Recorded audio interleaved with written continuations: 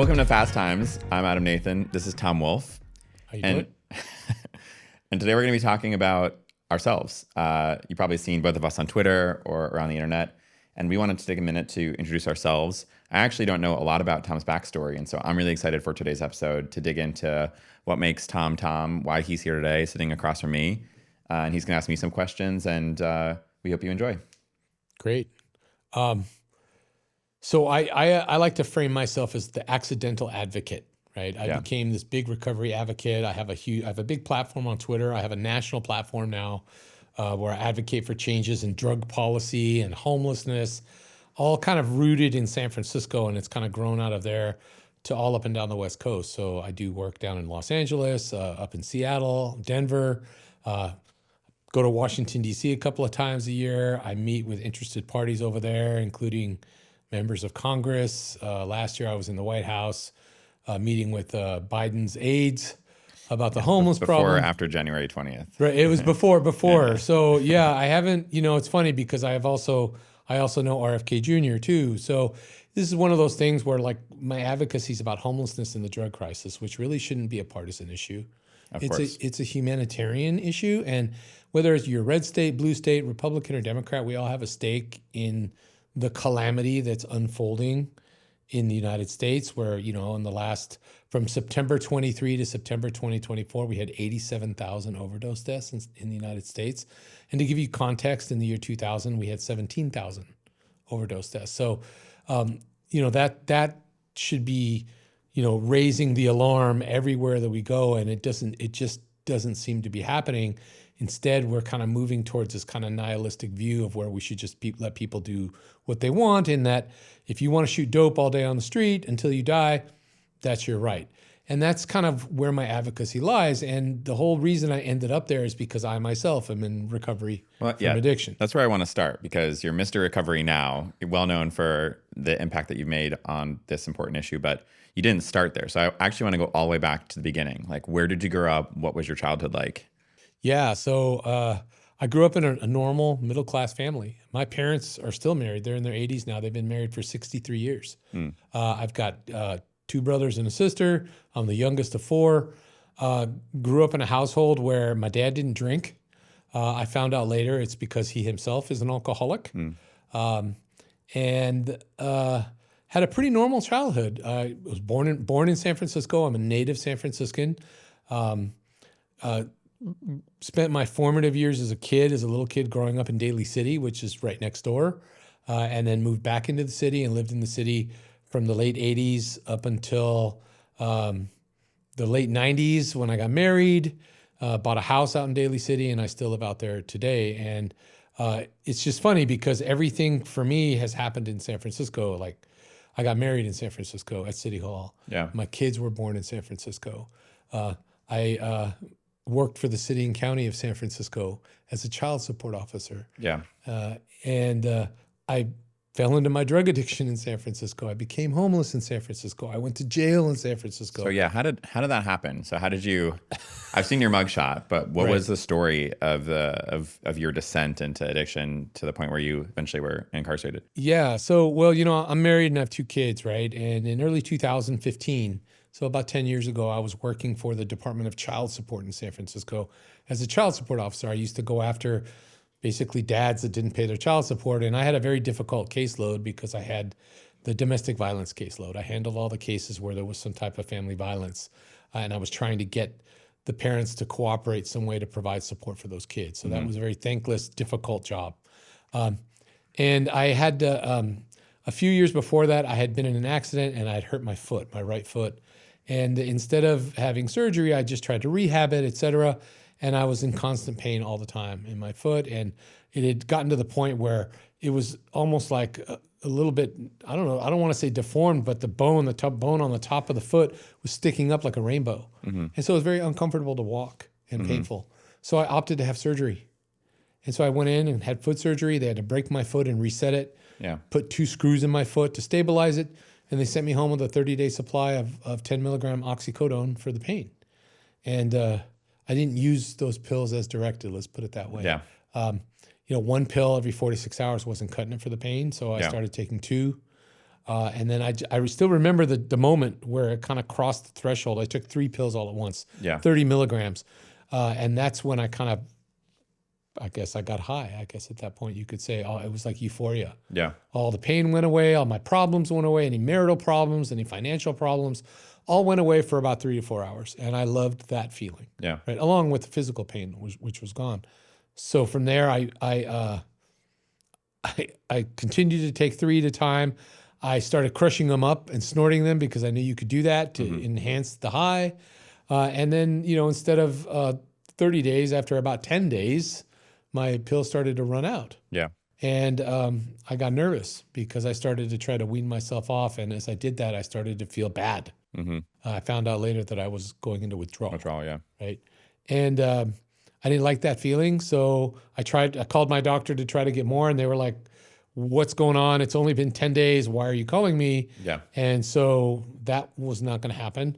So I actually went on I Googled it up. Where can I buy pills on the street in San Francisco? And it took me to YouTube to these stories about Pill Hill and the Tenderloin, which is Golden Gate and Leavenworth streets. And I drove down there with the boot on my foot. Sure enough, there were 5 or 6 guys down there selling a variety of different opioids on the street. And in 2015, you could get real opioids on the street. Now you can't. Everything is fentanyl now. And I started buying pills on the street. And over the next year, my addiction grew to where I was taking 560 milligrams of oxycodone every single day just to stay well. And I was going to work. From 30. So you started at 30. I started out at 30. I started out at 10. Yeah. And I was doing that to 30 to where I was taking 7 80 milligram tablets a day at my peak. Wow. Still functioning as an addict. Yeah. And you've heard that term, like a functioning addict or functioning alcoholic. Yeah. I wasn't functioning well, but I was still somewhat functioning, except that I was bankrupting my family because those pills were $30 a pop. So I was dropping $210 a day, 7 days a week on these pills. Stopped paying my bills. I was hiding the debt from my wife, hiding the bank account from my wife, doing all these tricky things to try to, rob Peter to pay Paul, all these things to make it work, until I started to stop paying the mortgage on a regular basis because I was taking that money to buy drugs too. And basically, over time, of course, my wife figured it out. She found out. And that's kind of when the shit hit the fan, you could say. She cut me off from all the money, started to work with the bank to try to save our house from foreclosure because it was in foreclosure at that point already. And I remember going down to the Tenderloin one day and I only had $30 in my pocket. And couldn't afford, that was only 1 pill. I needed 7. So I went down a block to Golden Gate and Hyde to the Honduran drug dealers and I bought 3 dimes of heroin. And since I'm diabetic, I have needles at home. Went back on YouTube, pulled up one of those harm reduction videos on how to shoot dope safely. And I became an intravenous drug user at that point. And that's when the whole spiraling went downhill because shortly after that, I lost my job because I stopped going to work because I was just at that point, for lack of a better term, I was just knotted out all the time on heroin, right? And I could no longer function. And so I lost my job. That's when things really got dark. Started going out to the street, spending all day in the Tenderloin, using or trying to get more drugs, missing things like picking up my kids from school, not coming home for dinner. My wife's calling me like, where are you? What's going on? I think the darkest moment came in Christmas of 2017. It was Christmas Eve. We'd gone to my in-laws' house to celebrate Christmas Eve. And I remember sneaking out of the house at 9 o'clock at night. And I was like, I'm just going to be gone for an hour. I'm going to go down to the Tenderloin and score some dope and come back. And I went and scored my dope, went back towards Daly City, parked in a Jack in the Box parking lot. And I'm like, I'm just going to use some really quick. And I shot up really quick and I nodded out. And I woke up and it was like 3 a.m. I had missed Christmas Eve. I had missed it. I had like 52 missed calls on my phone from my wife and texts. She was like, I just hope you're okay at this point, and went back home like at 4 a.m, had to get up in the morning and have Christmas morning with my kids. And I was like strung out on heroin, right? This is how dark it became. And it was shortly after that, a couple of months later in January, where my wife basically gave me an ultimatum saying I needed to go to treatment or get out of the house because I had left the home one night and didn't come home for 11 days. I spent it in the Tenderloin getting high. And I opted to leave the home at that point because I wasn't ready.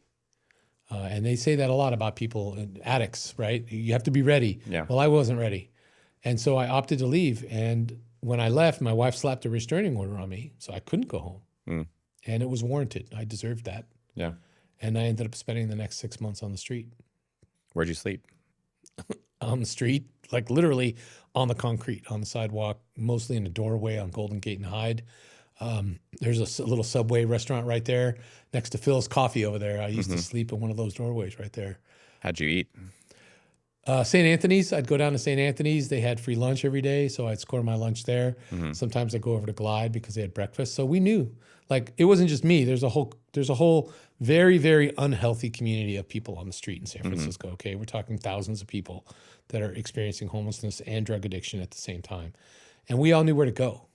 Like, we all had a hustle, right? It wasn't just where to go to get free food, but it was like things we could do to make a little money. We knew about signing up for general assistance and food stamps. I was going to ask how you continue to afford your addiction despite not having a job or Yeah, access to a bank account. Right. So I got SNAP benefits, which is food stamps. I'd go down to Chinatown and sell those for 50 cents on the dollar. The actual food stamp card, you give them your PIN number. They use it to buy something, and then they give you half the cash back. So I had money for drugs. And then one day, one of the drug dealers came up to me and said, "Hey, Tom, ¿quieres trabajo? You want to work?" And I said, "Yeah." He said, "Here, hold this." And he handed me a sock, and it was filled with bindles of heroin and cocaine, crack cocaine, and baggies of meth. He said, "Put it in your pocket and just stay right there. Don't move." And I basically became a decoy or a mule for the drug dealers, and they would pay me in crack and heroin. Right, so that's how I was able to maintain my addiction. How did that system work? Like, what was your role in the supply chain? So my role in the supply chain is that a dealer or dealers would come to work because they work in shifts, right? Just like every other job, you had the morning shift, the afternoon shift, swing shift, night shift, and they would select who they thought on the street they could trust to hold their drugs that wasn't going to run away. I see. And I guess I had. So you would hold it. I would hold it. Some dealer would leave, then another person would come on another shift. Well, no, I'd hold the drugs for that dealer. He'd work there for like 6 hours. Whenever he needed me, he would call me over. He'd get his stash out, get more drugs, sell it. And then at the end of the shift, he would pay me. He would give me a couple of dimes of heroin, a couple of rocks of crack. And I started doing that for several different dealers, sometimes several different dealers per shift. So I was doing great. Yeah. I had all kinds of heroin and crack and later on fentanyl. And I was doing that for about 3 months until the police did a sting one day on the block I was on. And they had been surveilling the block from the parking garage, from the roof of the parking garage. And they had me because I was holding all the drugs. And they come, and you know it's bad when the cops come driving up the wrong side of the street on a one-way street. Yeah. And so we all took off running. Yeah. And I ran around the corner, and there was the bus was coming down the street, and I was going to catch the 19 Polk out of there right on Hyde Street. They took away that bus stop, but it used to be right there at Hyde and McAllister. And I was waiting at the bus stop, and I was watching the bus coming down, and I turned around, and a undercover cop car pulled up, and they busted me and I had like 6 socks of drugs on me at that point, about 4.5 ounces of heroin. And that was kind of like the beginning of the end, you could say, because I got arrested, booked me in jail, spent the night in jail. They released me the next day on my own recognizance, no bail, right back out to homelessness. Why? Because, well, criminal justice reform is one reason. And 2, I'm not the drug dealer. Yeah. They knew that. They know that I'm a drug user that's holding for the dealers themselves. Everybody knows who the drug dealers are in San Francisco. Why didn't they just arrest the drug dealers? Well, they got one of them, but the rest of them scattered. And so what the goal of the police, at least at the time, and it's probably still the goal now, was to get the drugs. Yeah. They wanted the drugs, and they knew that I had most of the drugs on that block that day. Why would they? I mean, the drugs are just like a commodity, they're like currency in the system. Why not go after the supply, like the people who are selling the drugs? Well, they do. So it's interesting because you have to, and this is part of my advocacy work too, is you have to take a step back and you have to look at the data, right? Last year in San Francisco, they basically arrested all the drug dealers. They arrested 900 people for selling drugs, not just drug possession, but possession for sale or possession with intent to sell. Yep. And yet we still have 500 organized drug dealers on the streets of San Francisco at any given time. So they are arresting the dealers, But most those people return to the streets again after whatever process. because our judges in our court and prior to Brooke Jenkins, our DA Chesa, and even George Gascon, although he wasn't always as progressive or radical as he is now, Yeah. right? Continue to let people out, and the judges don't, fundamentally believe that the war on drugs failed, so they're just not going to hold people accountable. Yeah. They don't take into account that these folks are mostly undocumented because we're a sanctuary city. So there's a whole cascade of issues, one on top of the other, that have an end result of these dealers being arrested 7, 8, 9, 10 times and just ending up back on the street to sell pending their upcoming court hearings. So you get a lot of dealers that are getting arrested that have pending hearings right now with felony charges, and they're getting a new felony stacked on top of that. Right. Right. So they know who the dealers are, and they know who the drug users are, and they know who the drug users are who hold the drugs. And I was one of those guys. Yeah. Right. And so I started getting caught on what they call a washing machine, where I would get arrested every couple of weeks. So I got arrested 6 times in a 3-month period. And every time I would get released back to on my own recognizance, back onto the street. Yeah. And I went through pretrial diversion, and they had an ankle monitor, and I did all that crap. None of it stopped me because I didn't have anywhere to go. Yeah.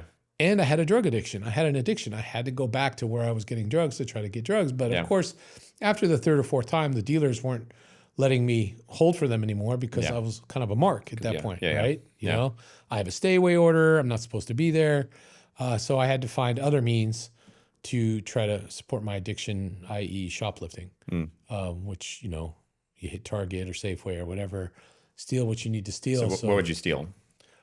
Things that could sell quickly on the street, like razor blades, shaving cream, deodorant, toiletries, toothpaste. And you would just stuff your pockets or? Stuff my pockets. I actually had a big jacket that had holes in my pockets that would go down into the lining of my jacket, and I would fill it up with stuff. Yeah. And then go down to UN Plaza to the open market, which still exists at night there. In the day, they've cleared it out for the most part. Some of it is still happening around the corner on Leavenworth, but they've kind of cleared it out. And I would, sell it to, 2 razor blades for $5, like that. And I would sell all of it, and I would have enough money to last me a couple of days. Did you ever get caught in CVS or Walgreens? I never got caught there. I always got arrested either for holding drugs for the dealers or for violating my stay away order. So by that time, the cops knew who I was because now I had been in the system quite a bit. I remember one time I got arrested. I was actually sitting leaning up against the parked car on the street, and the cop was driving by and saw my reflection in the window of the store. Yeah. And he was like, that guy's not supposed to be there. And he hopped out and arrested me on the spot. Right. So it wasn't always just for because I was holding drugs. It was because I was on the block where I was supposed to stay 150 yards away from. Yeah. And I wasn't following that. One question I guess I have for you is, you mentioned a couple of nonprofits. Glide and St. Anthony's are respected nonprofits. Yep. The firm I used to work for, Bridgespan, advised them. I know people who sit on their boards, but it sounds like despite the fact that they're doing good work in helping people stay fed and clothed and somewhat healthy, they're also contributing to this, as you called it, unhealthy community and this cycle of drug use because they are, essentially supporting it. How do you think about the nonprofits that are in the Tenderloin who are in one way or another continuing the status quo there? It's tough. So there's some, how can I say it? Are there smaller nonprofits that are like grifting the system, basically taking advantage and getting huge contracts and then producing minimal results with those contracts? Yes. Are there also good nonprofits that are working in the Tenderloin that are actually doing good work? Yes. And then are there some nonprofits that are doing a little bit of both? A little bit of good work and a little bit of grifting and a lot of enabling? Yes, there are. I guess what I'm saying though is I think about St. Anthony's and Glide as good nonprofits. They are, ethical, they are mission oriented, they're measuring their performance, but they are essentially contributing to the continued drug use of people who live on the street. Do we? They're doing good work, but I know it's a spicy question. But would the people on the street be better off if they didn't have the ability to get a free meal because they couldn't be there? Yeah, that's a Man, that's a tough question about I know I sound conservative when I say that, right, but right. I think St. Anthony's overall they're pretty good out there. Like they're just trying to help the needy, right? Like somebody has to help with something, and if you're going to help with something, you should help with food. What I have a problem with what Glide does is they set it up in the lot next to their building where they give out foil pipes and straws to people. Like that's different than giving out food. They give out food too. I don't really have a big problem with that, but they give out the harm reduction supplies, and I have an issue with some of that because clean needles is one thing, but foil pipes and straws is enabling people. yeah. And then also they were pulling rackets. Some other nonprofits were doing things like handing out clean needles and saying, "Hey, here's a Sharps container. If you bring it back full of used needles, we'll give you $20." And so of course they were taking the needles, taking them apart, pouring Coke all over them to make them look used, Yeah. and then putting them back in the Sharps just like container, a racket. returning them to get money Yeah. to buy dope. So you're really enabling people at that point. Yeah. It's hard because the Salvation Army's out there serving sandwiches too to people, right? Yeah. It's like, when you get down to that level of suffering, when you're out there on the street, I think giving someone a sandwich and maybe praying over them or something is okay. I think where they miss the mark is where they try to start doing certain types of what they call street medicine, right? Street medicine to me is a nurse from public health going out, getting somebody a prescription to get on methadone, triaging them for like abscesses on their body, and trying to help them that way and maybe getting them on Suboxone, right? But street medicine isn't necessarily going out there with a wagon, handing out a hygiene kit that has a crack pipe and Brillo for the screen and a push rod and a bubble pipe for your meth and a clean rig to shoot your dope. I don't necessarily think that's they argue that it's healthcare, but I don't think it's a productive way of a productive use of our dollars, of our taxpayer dollars to promote health, because you're not really promoting health. You're promoting the continued use of drug use, right? The continued use of illicit drugs. Well, I of course agree what you're saying. I think it's a sensible, moderate position that is my own. I'm just imagining a thought experiment where we had zero accountability for anybody who chose to continue their addiction on the street in our city. And so we said, we will provide absolutely no services or support, which includes food or shelter or clothing. We will arrest you and bring you to jail. Like, why not take it to that extreme? Like, why do we continue to even, I'm curious, like what's the philosophical foundation for a more progressive model where even moderates like us are like, oh yeah, it's like totally fine to even complicitly endorse this lifestyle that causes major harm to the people suffering, as well as to the children and families in the neighborhood, the residents and taxpayers of the city.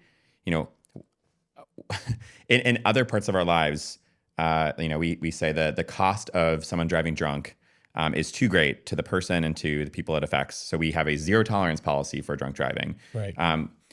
You could even say smoking, which has much less harm. We ban smoking from restaurants and bars. Right. Why do we, on this specific form of behavior, have a much more lenient policy? So it's basically guilt. Okay, to be as honest as possible, we were over draconian in the 80s and 90s with the crack era and the war on drugs. Right, you had people getting arrested holding a $5 crack rock in their hand and doing 3 years in state penitentiary for that. Yeah, which is overly draconian, and it clearly, because the crack epidemic hit the Black community so hard, it clearly basically overpunished and was overly draconian towards the Black community, the African American community, which even destabilized that community even further than the actual crack itself that was doing it, right? And that just led to all kinds of issues around, the whole idea of systemic racism and holding people down and holding down Black and brown communities. And so we made a decision in the early 2000s that the war on drugs failed, right? And then, as time went on over about the next 10 years after that, here comes this whole white fragility thing, right? Where it's like, turns out that all white people are racist. And sorry to go there, but I'm going to go there. Yeah, let's do it. And that, you should feel guilty about all of this stuff. And we need to make up for it by having equity, which means that we need to not punish people for doing these things any longer. And nowhere else has that been taken to an extreme more than with drug use. And that led to the absolute radicalization of harm reduction. Harm reduction itself is a good idea. Yep. It's the idea of keeping people alive so they don't die of other bloodborne diseases like hepatitis C and HIV, Yep. right? In the hopes then that they would seek help and treatment at some point. That was the original premise of harm reduction. That is a good and compassionate idea. Yeah. It is now transformed into do all the dope you want, support drug users no matter what. We're going to even give you the supplies. And in places like Vancouver in Canada, we'll even give you the drugs to do it. Yeah. That's not harm reduction. That's some kind of libertarian, radicalized, weird interpretation of harm reduction. Yeah. And that's what San Francisco's drug policy has been for the last 8 to 10 years. Okay. And within that, you have to look beyond that. Within that, hundreds of millions of dollars of funding and taxpayer dollars have been spent on supporting that model, all the way up to the point where they were doing in 2020 and 2021, spending $2 million at the Department of Public Health on advertisements that they put up all over the city saying, do it with friends. Yeah. People partying, looking like they were having about a good time. Some homeless people sitting around in a circle with a guy sticking a needle in his arm and the guy smiling like, oh, well. Yeah. How is that harm reduction? And I think that's where we lost our way as a city. And I think that it brought our city to its knees. I think it's the policy. So like we talk about, the drug dealers and the fentanyl and, all that stuff. But what brought our city to its knees? Policy, drug policy, homeless policy, criminal justice reform. Yeah. Literally took San Francisco from being the shining city on the ocean, the Paris of the West, right?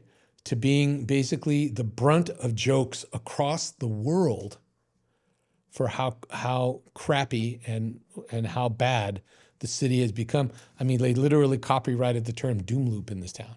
Well, yeah, I want to ask you about this a little bit because as a person who has never been homeless, nor do I have a serious addiction. I don't think any addiction issues. Lucky. Who knows? Yeah, who can say? I'm still young.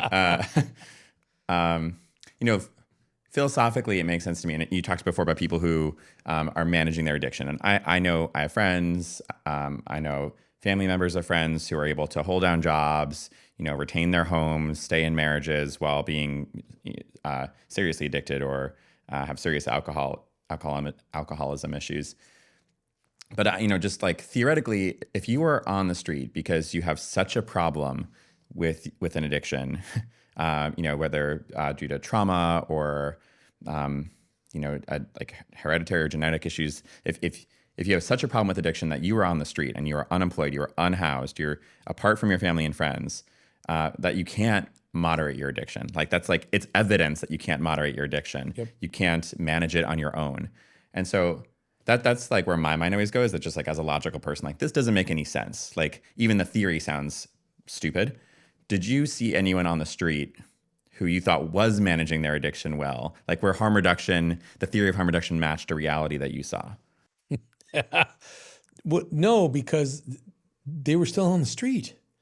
Like that's the thing. It's like, okay, so you were alive. And if that's the benchmark, if you want to move the goalpost to that point where it's like, well, they're alive rather than being dead.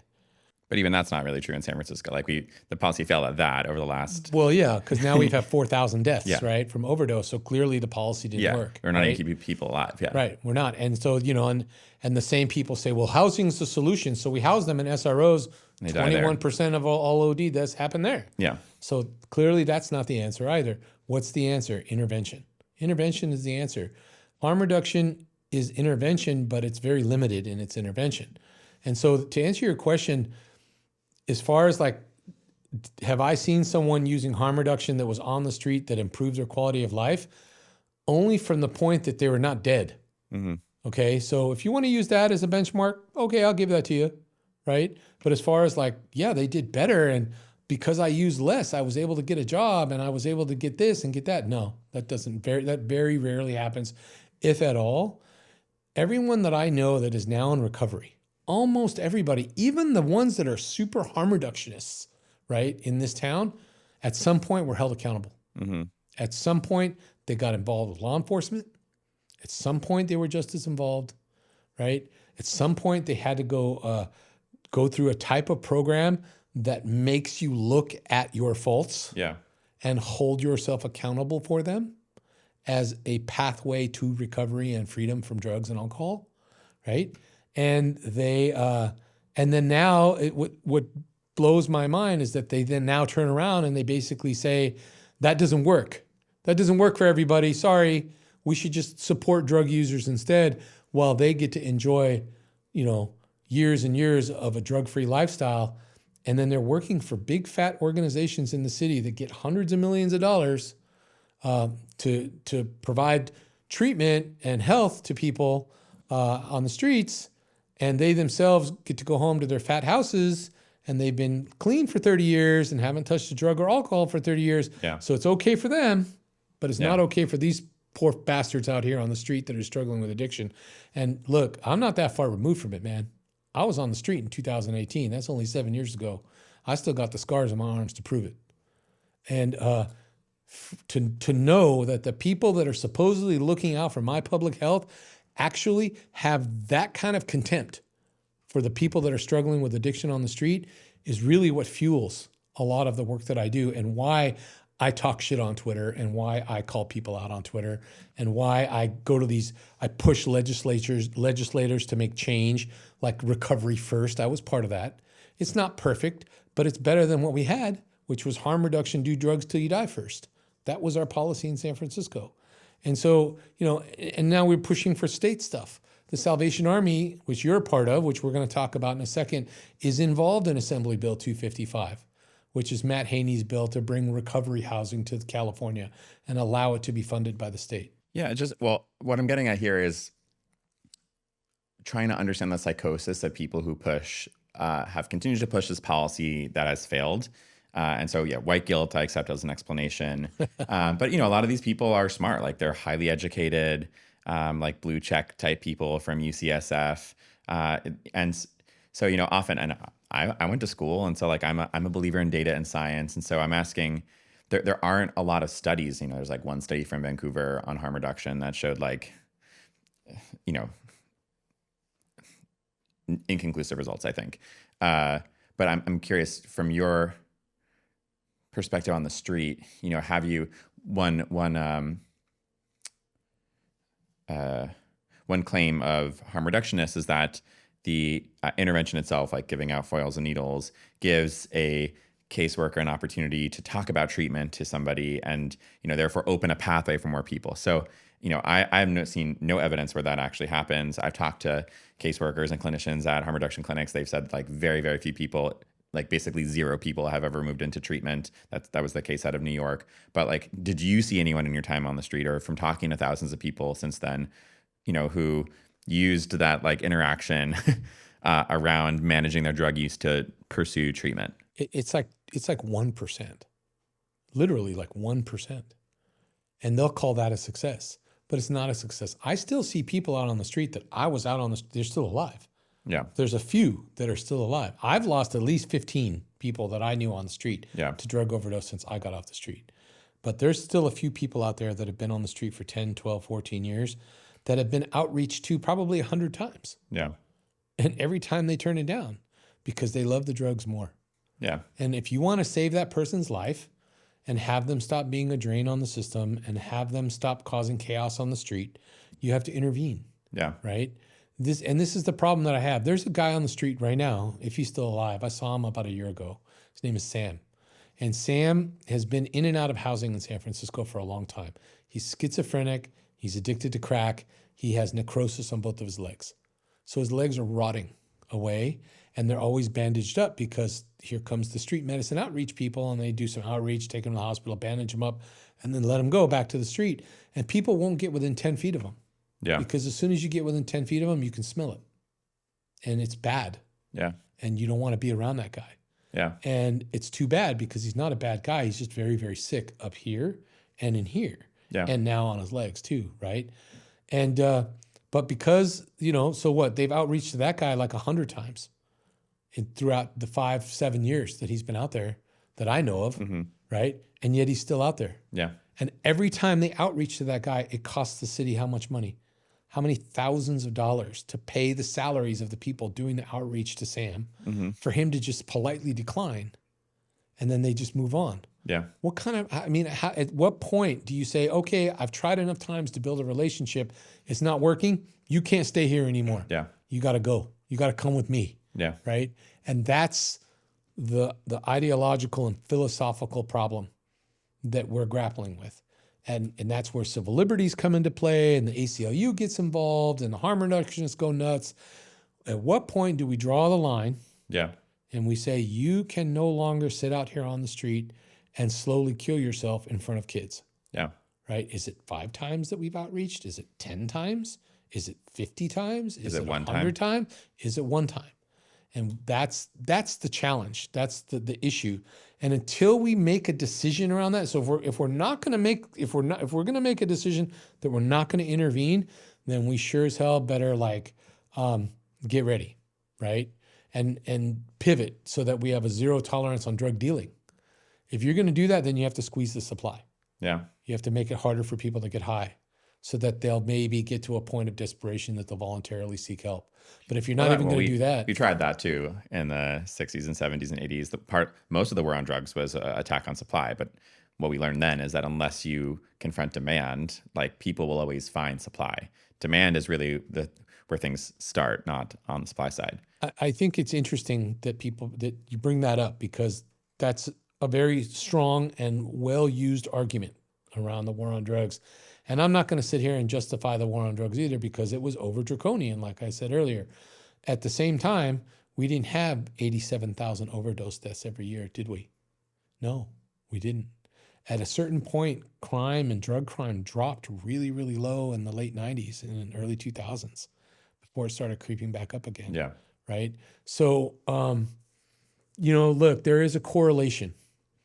I'm not going to argue causation, but there is a correlation between the passage of Proposition 47, Assembly Bill 57, which actually wasn't a terrible thing, and AB 109, which did realignment and started moving people out of state penitentiaries and bringing them back to local jurisdictions to serve out their sentences either in jail or on probation. There's a correlation between that and the rise in homelessness and the rise in drug overdose, right? And it all started around 2014, 2015 is when you really started to see it. It got exacerbated with the reduction of laws for shoplifting, which got reduced to misdemeanors, and then got compounded by the arrival of illicit fentanyl in our communities in 2018. So a lot of, your work is arguing for change in the status quo. If you were, mayor or czar of San Francisco and you could wave a magic wand and implement whatever policies you wanted, what would you do? If I could just wave a wand, I would take the 8,000 or so people, because it's really about 8,000. They say it's 4,700. No, it's about 8,000 people on the street struggling with addiction, and I'd force them into rehab. Force rehab. Get clean. Force you to get clean. When you say force, do you mean you'd arrest them and then offer them a choice between treatment and jail? Yeah, or I'd start giving them choices like that. You can either sit in jail for 6 months or you can go to drug treatment for 6 months. And we're going to start you. And either way, we're going to detox you. And then if you go to treatment, we're going to help you with some things. We're going to give you some job training. We're going to help you take care of your legal issues. And we're going to help you get started towards finding a job and some housing. And what do you think would be the infrastructure required to do that? Would we need to build more jail cells? Would we need to build more treatment beds? We need to replace the judges we have? What are the enabling conditions to make that real? Yes to all of that. Yeah, look, we're starting with the treatment beds. I mean, we're adding about 300 right now in San Francisco. Not nearly enough. How many would you want to add? 5,000. But that would also require workers, which we don't have to do that. Social workers, there's a shortage there. But again, we're waving a magic wand, right? Yeah. I would add a few thousand shelter beds in San Francisco. We're starting to do that. That's good. That's actually a realization. There would have to be a lot more transitional housing, so a place people could live after they get clean that's drug-free. We're starting to see that. We need more of it. And we need things like job training and legal aid. Like, do you know how many people are on the street right now? Like probably 25% of all the homeless in San Francisco right now on the street have an open bench warrant. Yeah. They're absconding from the law, right? There's one girl I know, if she's still alive, that's been out there for 7 years, and she was a teacher in Boston. Yeah. Got addicted to heroin, came out here with her boyfriend, and the reason why she came out here is that she'd gotten arrested, her and her boyfriend, because they had a kilo of heroin in the trunk of her car that they were going to move. And then she basically ran out on the court hearing after they bailed her out and came to California. So she's a fugitive. Yeah. She's facing like 2 to 3 years in state penitentiary in Massachusetts. So she refuses to get clean because she knows if she gets clean, she's going to have to face that legal barrier and go back and do 2 to 3 years in a state pen. Yeah. And so she's never going to, so she's like, why bother? And she has a kid that lives with her mom back east, and it's sad, right? So that's the kind of legal help I'd like. If you want to do criminal justice reform, let's look at stuff like that. So how much, all the stuff you just mentioned, I know you're not a accountant, but if you were to like guesstimate how much you think it would cost us for more shelter, more treatment beds, more extended recovery or transitional housing, legal aid, social work, job training. It would cost the state of California about $24 billion, which is exactly how much they've spent the last 5 years. I've thought about this a lot, that question. How much do you think it would cost San Francisco? $1 billion. And what's our city budget? $14 billion. Okay, so $1 billion a year, or $1 billion just total. That would be like CapEx. $1 billion maybe one time, and then less than that after that. It could be on a sliding scale going down based on need after that. The irony is that we spent that in 2022. Yeah. Just on housing. And we only got 3,000 units out of it because that money doesn't go directly to the housing. It goes to a nonprofit who takes their cut, who then they start doing all the work after they take their cut.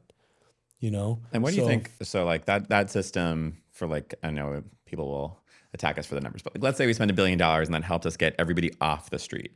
What would be the policy platform you'd put in place to make sure that the problem stays solved?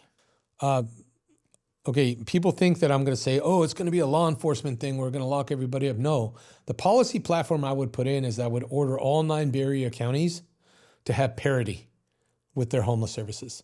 So Marin County and San Mateo County and Alameda County, guess what?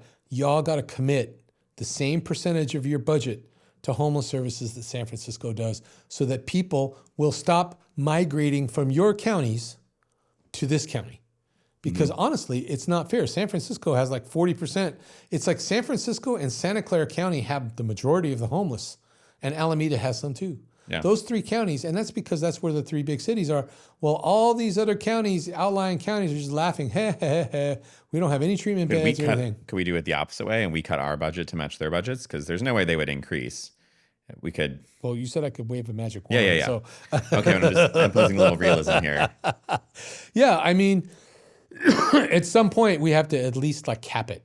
We have to be realistic. We can't just keep spending more and more and more and have really, honestly, poor outcomes is what we have. Like, our drug treatment that's paid for by Medi-Cal or Medicaid in San Francisco has a 12% completion rate right now.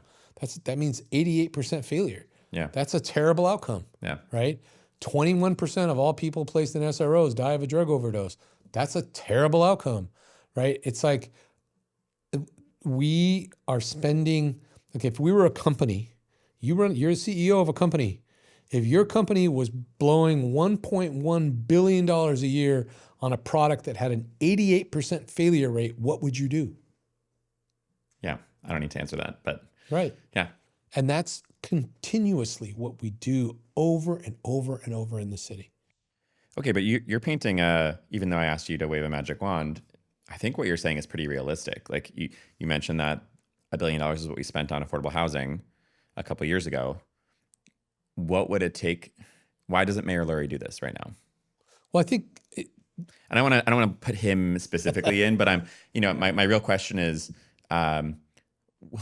why haven't we found the political will to do this? Look, man, and this is where probably there's a little divergence because I'm going to blame some of this on the progressives. I am. I'm going to blame some of it on them, and it's hard because I'm also a Democrat, but I'm like, dude, there's a lot of resistance from the hard left in San Francisco around this, where they really feel like we have to be compassionate and that we need to give, we give too much money to the police and not enough money to social services. And there's some truth in that, I guess.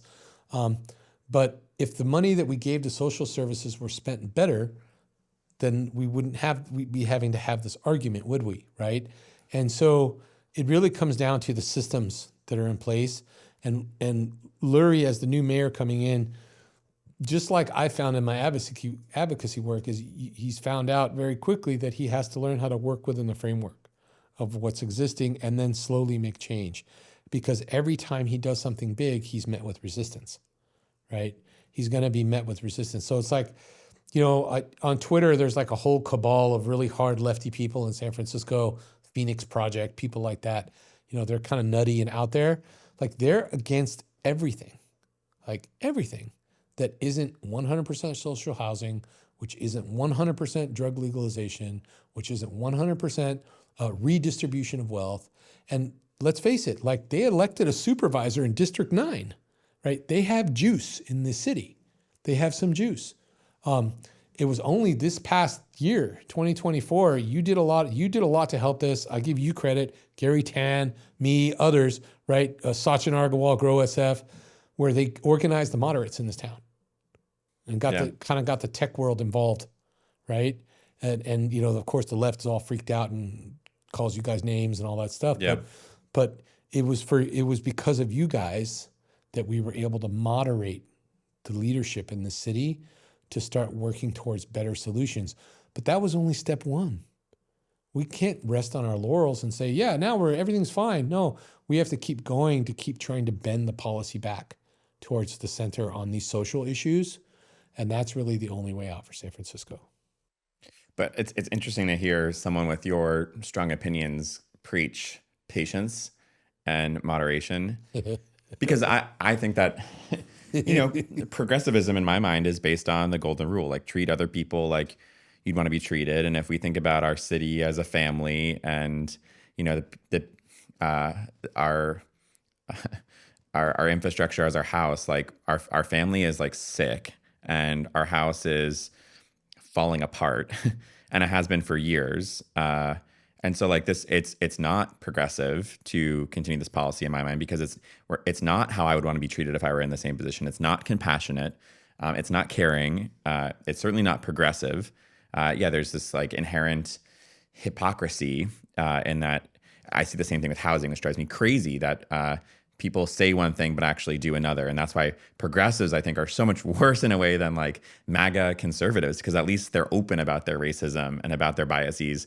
Progressives like wrap themselves in the pride flag or the Ukrainian flag or whatever, social justice flag that feels good at the moment, but then actually do a different thing. And I don't think that if I had a family member on the street, or if I had a friend on the street, I would want them to continue to use and potentially die, and continue to be separate from their community and family. So the whole thing just doesn't feel like what I'd want for people I love, what I don't want for people in my city as a progressive. And so it's frustrating to hear even from someone like you that I should be patient about our pace of change here, when even from a selfish perspective, I've had to live through now 10 years of the place that I live, the place where I pay taxes, where I employ people, sinking into this state of chaos. Our property values, our ability to attract employees, my ability to just walk down the street and get a cup of coffee without being bothered, like all of that has gone away because of these radical policy positions. So why? And I'm channeling both my personal anger here, but also the rage of a lot of people I know. Why should we wait? Because San Francisco has 800,000 people and about 48 or 49% of them are hard leftists.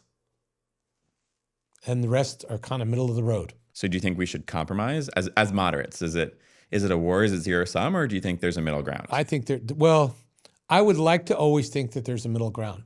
Like this is what I learned of delving into like the drug policy world and all that is that the best solution to all this stuff around the war on drugs and all that is to find middle ground, right? And I think that that philosophy applies to our other social issues. Homelessness is a big one. Criminal justice reform. Like clearly, we went from one end of the spectrum to the other, and both ways were shitty. And San Francisco paid the price this time when we but LA paid the price the first time, right? With the over draconian stuff in the 80s and 90s and what happened in Compton and Long Beach and all that, right? In East LA. So I just think that we're talking about power dynamics, right? So you've got a faction of the city that holds one power dynamic, and you have a faction of the city that's finally decided to wake up and organize. And it turns out that they also have a power dynamic, which is wonderful because I'm part of that group. Yeah. Yeah. So I'm excited about that. Yeah. Right. But it's like this other group's been running the show, man, for 10 years. And we got ourselves into this hole over the course of 10 years. And if we go too fast, I think that we expend the political capital and the power that we've gained too quickly. And it has to be kind of a slow grind to unwind the way that they've done it. Because when we're talking about this other faction on the hard left, they're well-funded, deep pockets, highly organized. Yeah. They have a ton of support in the state house in California. The state assembly members, state senators are all part of that group. Yeah. Our governor pretends that he's not part of that group, but he's part of that group. Yeah. Right. And here we are. What do we have? We have a couple of mayors. We have a few city council people in LA, like 3. We have six members, 5.5 members of our city council, of our board of supervisors in San Francisco. Who's the half? Bilal. Okay. But I like Bilal a lot. I consider him a friend. But he's, he toes that line with the progressives, right? And he's never made any bones that he's not a progressive. He never said he wasn't. So why should I, pretend that he's full on moderate? He's not. You can make the same argument with Danny Sauter, but I think that, I've talked to both of them, and I think they're both kind of on our side about the drug issue and the homeless issue, because that's going to make the rest of their jobs easier. And so I think part of what you're saying is that it takes time to change hearts and minds. I think it takes time for people to admit that they were wrong. I think that's really hard for a lot of people. They're not going to admit they're wrong, Adam. I don't think they will. So you think it's a war? You think it's zero sum? You think it's our way or their way? I'd like to think of it as that we're going to show you the right way and then give you an out to join us. And if you're not going to join us, then, screw you then. It's like Trump saying that Putin changed recently. It's that rather than him being wrong. That's so not, yes, not a good example. No, okay. Yeah, I guess. I guess the question for you then is, where do you think you've made mistakes? Not in your personal journey, but as you become an advocate, do you think that you've been wrong in the last 5 or 6 years on anything? I've tried to just tell the truth, and I make mistakes here and there. I think maybe at times I've been too critical of harm reduction and maybe alienated a few folks. I think at times I've been too critical of the Democrats, although as a lifelong Democrat, although the reason I'm doing that, it's almost like a parent scolding their kid. I'm not doing it because I want to become a Republican. I'm doing it because I'm trying to save my fucking party from this bullshit that went down the last 5 years, and it was bullshit.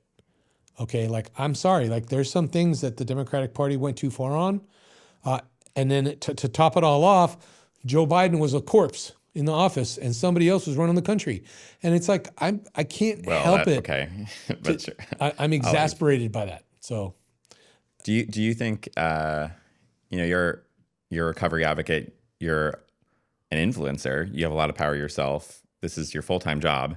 You're clearly in it for personal reasons. You have a personal mission. Do you ever feel like some of the incentives, though, where to continue having influence, to continue having power, you need to say things that are that'll get people's attention? Do you think that ever affects how you go about what you do? I think the times that I've tried that, I've gotten burned, because at the end of the day, I'm here to spread the idea of recovery as a solution to our drug crisis. That's really what I'm all about. If I talk about the Israel-Palestine thing or politics, that's just because like I read something and it fires me up. And so I decide to make a comment, or, I read something in the New York Times and I get pissed, right? Or trying to find a new way for the Democrats. Like, I'm a moderate Democrat, but I support the abundance movement. I think that that's a good thing. Yeah. Right? Like, why wouldn't you?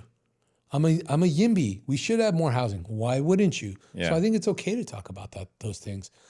But if I had to stop today, like Adam, I've told you this before, man, I've been to the point of nothing to where I had nothing. On the street, dumpster diving. My kids were on food stamps and welfare with my wife trying to survive because I was checked out on my addiction. If I stopped all this today and went and bagged groceries, I won because I have my recovery, I'm sober, and I have my family back. And that's all that really matters in the end. The rest of it is, yes, I want to make change. Yes, I'd like to leave a footprint and a legacy, but at the end of the day, shit, man, I won. So if it all stopped, I'm cool. And I honestly mean that. If I stopped tomorrow, yeah, it would suck. I wouldn't be making as much money maybe, or things would be harder, but I would be sober and I would have my wife and my kids, and that counts. Yeah. Well, I'm really glad people got to hear your story because I think it's rare to meet someone who is doing what he's doing for the right reasons and be so effective at it at the same time. That combination of, I think, mission and competence is just really rare. And you have it both. And I think San Francisco is a better city for it. I mean, I feel blessed to have you in my life and be walking alongside you in your journey, because I think, I can think of very few people that have made more of an impact on the city, especially as a citizen. And I think you have changed the narrative of San Francisco and the direction that we're taking as a community over the last couple of years. I think it's amazing to watch, to be honest. And I know people say shit on Twitter, but I hope that listening to Tom's story today gives more folks out there some insight around what drives you. It's moving to hear your voice crack thinking about your experiences, because I know it's real. I can feel it in the room. I see it when we talk. I don't think that you're perfect. No one is. I'm certainly not. But I know that you care, and that's way more than most people, and you're really doing something about it. And I think a lot of people are benefiting from it, and that fewer people are dying and more people are getting access to recovery, and that's what our city needs. So thank you. Thanks, Adam. And we have to come back. We're going to do another episode where we're going to talk about you, because one of the biggest questions that I wanted to ask, and I think we're out of time, is why are you sitting across from me talking? How did we end up doing this podcast together? Why have you become such a force in San Francisco around change? And we need to do a whole episode just to talk about that. Well, we will. But stay tuned next time for part 2 of the Adam and Tom conversation. We'd love to hear your perspectives on some of the juicy takes that we shared today. We'd love to hear about your thoughts on harm reduction in San Francisco. Do you think that this debate is zero-sum, or is there a middle ground? Should we be moving faster? What would you do in San Francisco if you could wave a magic wand? We'd love to hear from you in the comments or in our DMs. Thanks again for listening, and we'll see you next time on Fast Times. See ya.